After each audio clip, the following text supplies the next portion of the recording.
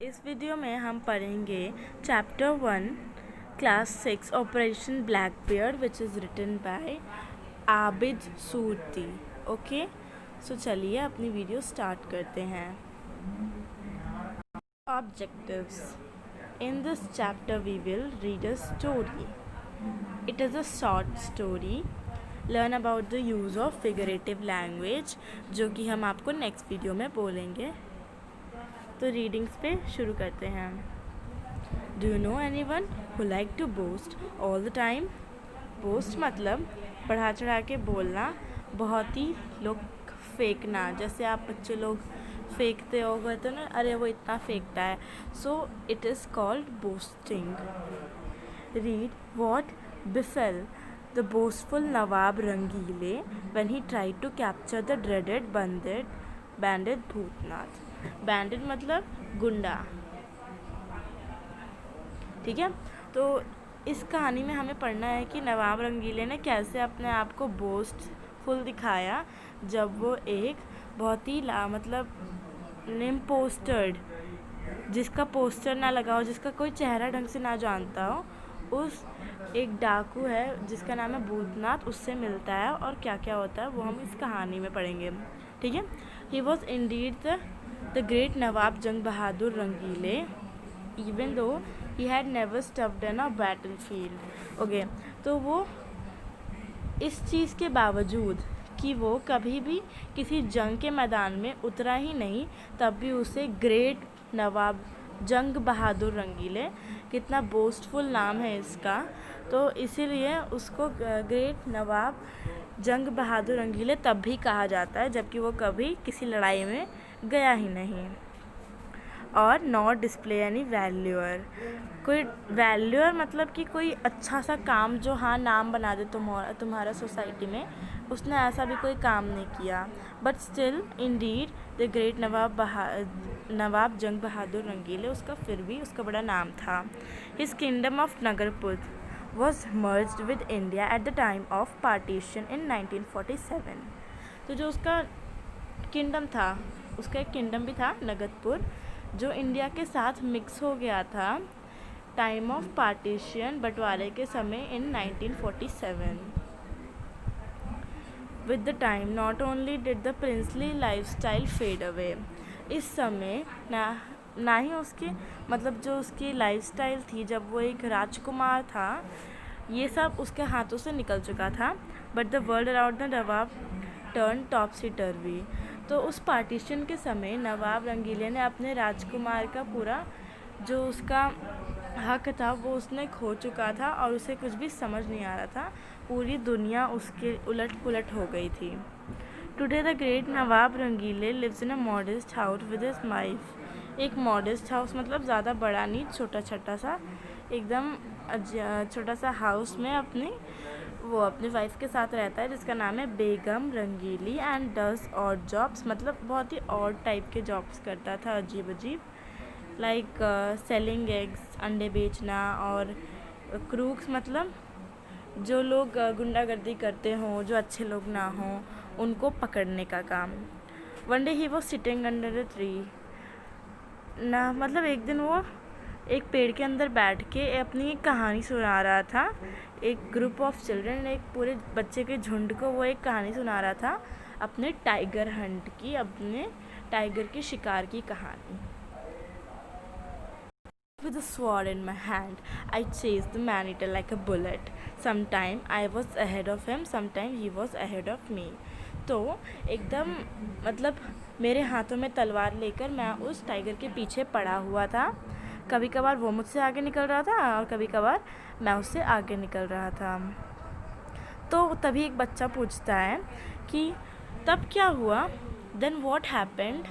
एक बच्चा पूछता है नवाब से एक्साइटेडली, तो पूछता है how dare the tiger defeat me, I ran so fast that an hour after when I turn my head the beast was nowhere to be scene.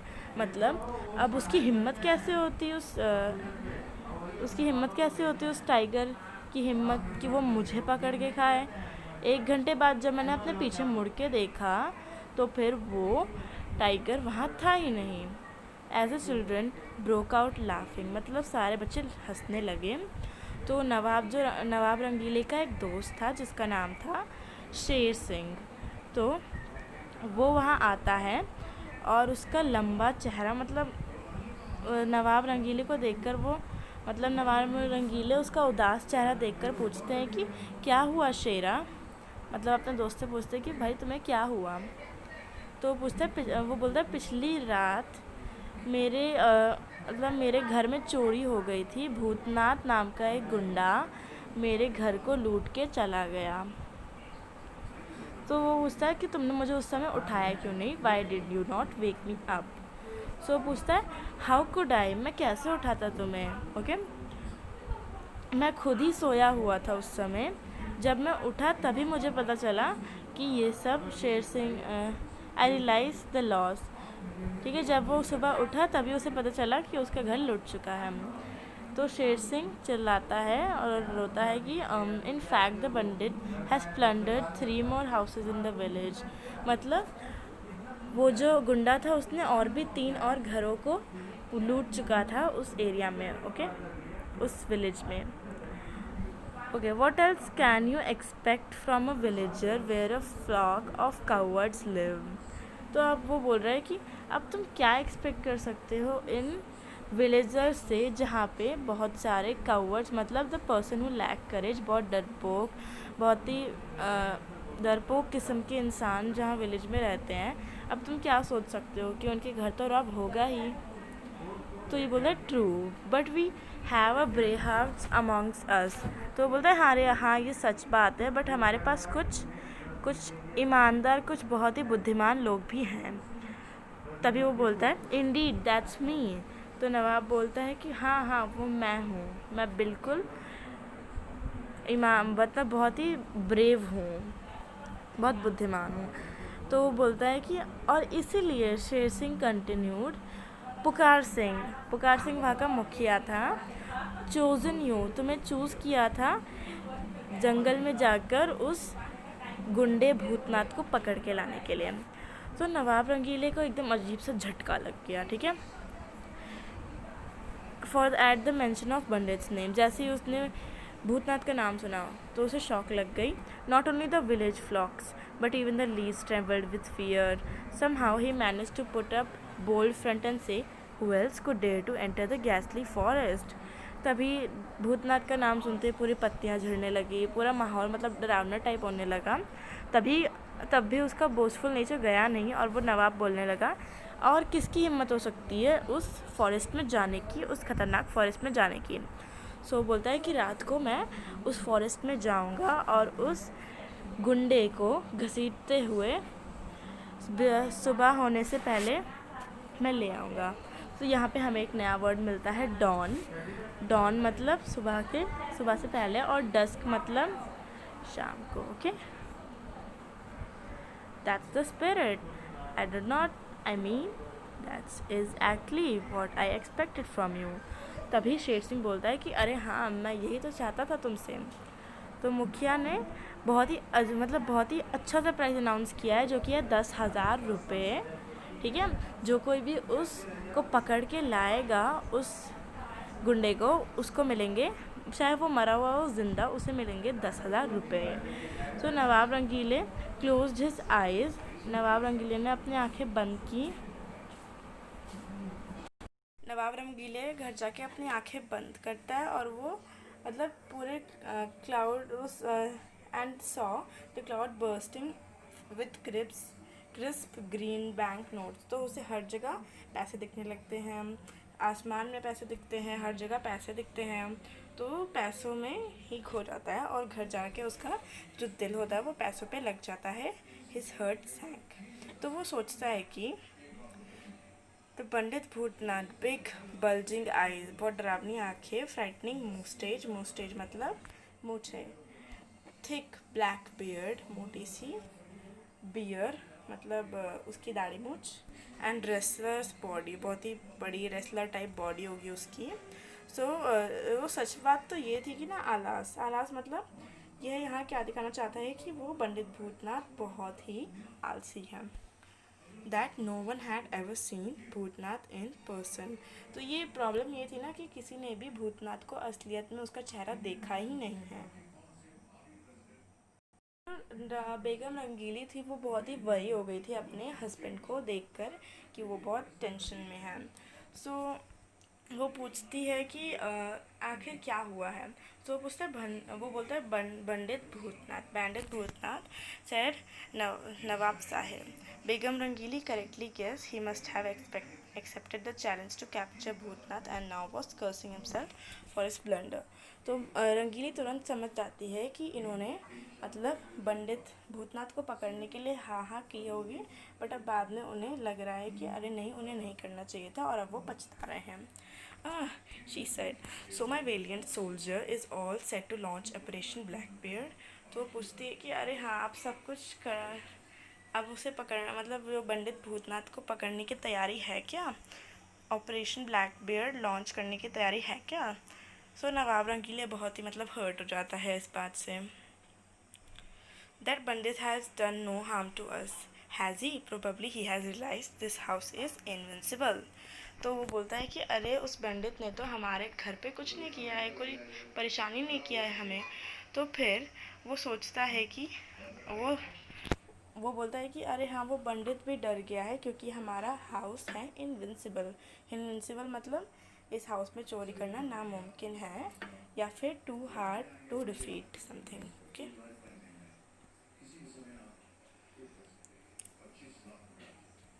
That is why he never has dared to touch us.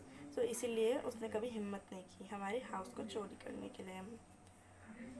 तो पूछती है कि क्या तुम forest में जाओगे। तभी तक वो बोल देता है कि still plenty of time till sunset. After sunset it was the time to leave for the jungle and poor Nawab Rangeele was scared. तो जंगल के समय अब जाने का टाइम हो गया था जंगल में। अब जो रंगीले थे वो बहुत ही डर गए थे। तो उसने डिसाइड किया कि वो अपने बेड के अंदर छुप जाएगा और अपनी पत्नी को ये सब कुछ बताता है प्लान। तो वो बोलते हैं कि इफ़ शेरा मतलब अब अगर शेर सिंह आए मुझे ढूंढता हुआ तो उसे बोल देना कि मैं पहले ही निकल चुका हूँ जंगल के लिए। ठीक है, फुली आर्म्ड मतलब पूरी तैयार होके। तो शेर सिंह ने पहले से ही वो आ चुका था और उसने ये सब देख चुका था। ठीक है, तो वो सोचता है कि अरे इतने अच्छे बहादुर आदमी को उसने बेड के अंदर छुपने से मतलब बेड के अंदर छुप गया। तो नवाब रंगीले को बोलता है और फिर उस नवाब रंगीले को फिर वो पकड़ा जाता है। So he let the Nawab out to meeting villagers who walk with him to the forest. Okay, despite the pounding heart Nawab Rangeele walked in the forest. तो डरते डरते अब नवाब रंगीले फॉरेस्ट यानी कि जंगल में जाते हैं। ही स्कैम मतलब अब वो एक ट्री देख लेते हैं, एक पेड़ देख लेते हैं और उसके ऊपर चढ़ जाते हैं अपने आप को सेफ रखने के लिए। सो हैरानी की बात यह थी कि जो पंडित जो गुंडा भूतनाथ था उसने भी यही सेम ट्री चूज़ किया था अपने सोने के लिए, अपने रात के आराम के लिए। तो भूतनाथ अचानक से उठ जाता है और शुरू कर देता है पूछना कि वहाँ कौन है, इंसान है या फिर चूहा। ठीक है, तो फीलिंग इंसल्टेड। अब चूहा पूछेगा तो नवाब को इंसल्ट हुई है। सो पूछना है कि मैं एक ओरिजिनल ब्रेव हर्ट हूँ, मैं बहुत ही बहादुर इंसान हूँ। वो बोलता है कि मैं नवाब जग बहादुर नगदपुर का हूँ और मैंने कसम खा रखी है कि मैं भूतनाथ बहुत ही खतरनाक पंडित को विलेज तक लेके जाऊंगा। तो पूछता है हु आर यू। वो बोलता है आई एम लल्लू, भाई बेचने वाला। ओके, तो मैं भी यहाँ पे भूतनाथ को ही ढूंढने आया हूँ। तो मैं यहाँ अपनी रात बिताऊंगा। It's better that I leave. Nawab was terrified. तो वो बोलता है कि मुझे अपनी रात बिताने से कहीं और बिताना बेटर लग रहा है, तो इससे अच्छा मैं निकल जाता हूँ। तो नवाब रंगीले बोलते हैं डर के मारे, फिर वो डर जाता है कि अरे यार ये चला जाएगा तो मैं यहाँ अकेला रह जाऊँगा। सो फिर वो बोलता है I am terrified at the thought of man living. He said if I succeed in the venture मतलब अब मैं इस जंग में जीत गया I will gift prize of money to you. अगर मैं इस जंग में जीत गया, अगर मैंने कामयाबी हासिल कर ली तो मैं तुम्हें पैसे दूंगा। एंड सच बोलने पे all the gold of my Begum is still safe in the house. तो फिर वो बोलता है कि मेरे बेगम के पास बहुत ज़्यादा गोल्ड है और वो मेरे घर में अभी तक है, मैं तुम्हें उसमें से दूंगा। तो हियर जब वैसे ही वो नवाब का प्लान सुनता है तो वो फिर उसके दिमाग में एक चालू दिमाग में उसमें एक प्लान बन जाता है कि वो रात में जाएगा और नवाब के घर से उसकी बेगम के सारे गोल्ड चुरा के लाएगा। Okay, he said, I don't think Bhutnath will dare to come here tonight because the brave herd is personally here. So बोलता है कि अब मुझे नहीं लगता कि भूतनाथ यहाँ पे आने की हिम्मत भी करेगा, क्योंकि उसे पता है कि चालाक दिमाग वाला अभी यहाँ आ चुका है। सो बोलता है कि चलो हमें घर चलना चाहिए और आराम से सोना चाहिए। फिर वो लल्लू थी ना, लल्लू था, उसको अपने घर पे डिनर के लिए इनवाइट करता है। Okay, This poor guy has not eaten anything for the last couple of days. Quick, make halwa puri as fast as you can. तो बोलता है कि इस बेचारे इंसान ने बहुत दिनों से खाना नहीं खाया है, तो इसके लिए हलवा पूरी बना दो, अपनी बेगम से बोलता है। सो फिर वो बेगम बोलती है कि अरे तुमने अभी तक कुछ उस गुंडे के बारे में कुछ बताया नहीं। तो बोलता है व्हाट इज़ देयर टू से, अब बोलने को क्या बचा है। There was a ringing tone of success in his voice. When he found out I was looking for him, he simply vanished. तो मतलब मैं उसको मतलब उसको ढूंढने गया था, बट वो अचानक से गायब हो गया। But Begum Rangeeli was not too easy to fool. अब बेगम रंगीली को कोई भी इतनी आसानी से बुद्धू नहीं बना सकता था। She had become alert that moment she had a glimpse of the guest. There is something dubious about the chap. The new Nawab says the sweet seller, but who has ever seen a sweet seller in heart renting phase? So बेगम को मतलब पहले से ही पता चल जाता है कि ये कोई स्वीट सेलर नहीं है, क्योंकि इसका चेहरा ही इतना डरावना था। Begum Rangeeli quickly realise who the guest was. तो उसे तुरंत पता चल गया कि ये गेस्ट आखिर था कौन। बट वो क्या कर सकती थी उस समय? She thought and thought, then she spotted the nawab's old sleeping pills. तो वो सोने की जो पिल्स थी जिससे नींद आती थी, उसने उस पर ध्यान गया उसका। तो उसने उसके जो गुंडे के लिए खाना बना रही थी, उस खाने में उसने स्लीपिंग पिल्स डालने का मतलब प्लान किया। लल्लू जी, द हलवा पूरी dish prepared by the master chef Begum Rangili of Lucknow is internationally known for its flavor and taste. Nawab Bahadur had jumped out the served man an adulterated dish before she could wink at him. तो फिर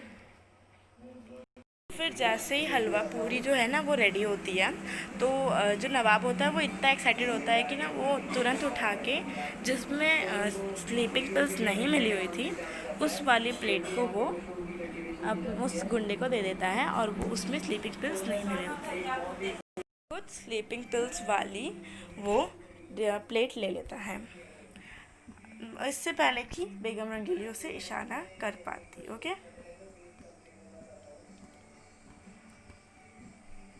You are a sweet seller. Have you ever cooked such a delicious dish? The nawab asked Bhootnath. तो अब वो पूछता है कि तुम तो एक मिठाई बेचने वाले हो, क्या तुमने कभी भी मतलब इतनी टेस्टी डिश बनाई है? तो वो बोलता है कि अरे नहीं, यहाँ तक कि मेरे पापा ने भी इतनी टेस्टी डिश नहीं बनाई होगी। The Nawab stretched his leg on चारपाई।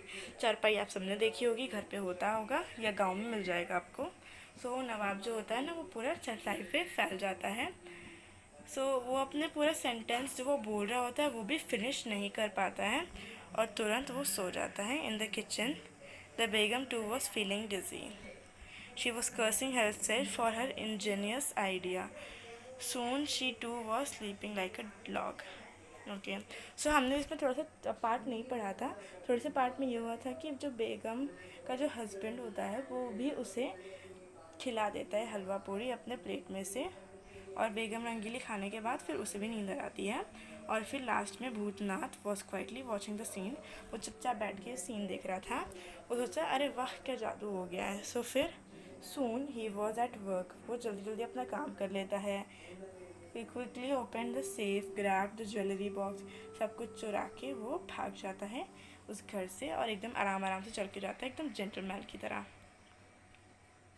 सो गाइस, ये हमारा चैप्टर ख़त्म हो चुका है. और अगर आपको इस चैप्टर के क्वेश्चन आंसर्स चाहिए तो please wait for our next video coming in 3 days. Bye bye and good luck.